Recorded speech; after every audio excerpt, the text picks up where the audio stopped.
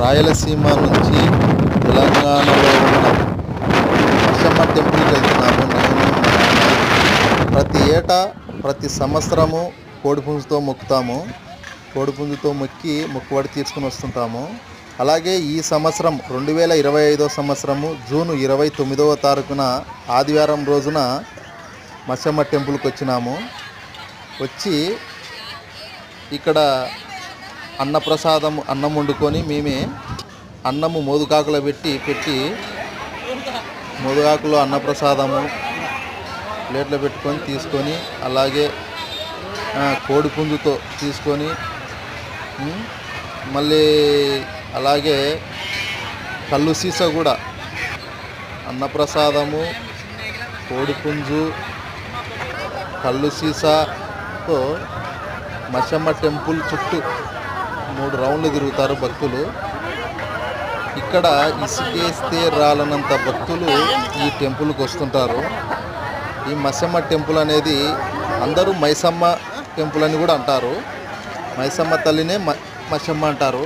కోడిపుంజు, అన్నప్రసాదము, కళ్ళు సీసతో గుడి చుట్టూ తిరిగి మొక్కడానికి వెళ్తున్నాము.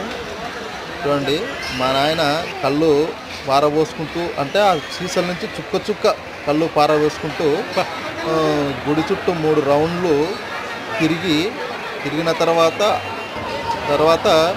ఆ సీసలు ఆడ పెట్టేయాలా, గుడి ముందర పెట్టేయాలా, మైసమ్మ గుడి ముందర. కొందరు పొట్టేళ్లతో మొక్కుతారు, కొందరు కోడిపుంజులతో మొక్కుతుంటారు భక్తులు. కోరుకున్న వారికి కోరుకున్నంత కోరికలు ఇచ్చే తల్లి, వరాల తల్లి మైసమ్మ తల్లి. కాబట్టి కొందరు బియ్యము, బ్యాళ్ళు కూడా అమ్మవారికి సమర్పించుకుంటుంటారు. టెంపుల్ వచ్చేసి మైసమ్మ టెంపుల్. ఇది లోపల అమ్మవారి గుడి ఇలా ఉంది. చూడండి, టెంపుల్ చాలా అద్భుతంగా ఉంది. మా నాన్న మొక్కుతున్నాడు. టెంపుల్ వచ్చేసి చుట్టూరుగా అద్భుతంగా కట్టినారు. టెంపుల్ బాగుంది. మేము మా నాన్న మొక్కుతున్నాము. భక్తులు అయితే చాలామంది వచ్చినారు. ఇసుకేస్తే రాలనంత జనాలు ఈ మైసమ్మ టెంపుల్కి ప్రతి ఆదివారం ఉంటారు. కొందరు సంవత్సరానికి ఒకసారి మొక్కుతారు, కోడిపుంజులతో కానీ పొట్టేళ్లతో కానీ. ఇంకొందరు 3 ఏళ్ళకి ఒకసారి మొక్కుతూ ఉంటారు.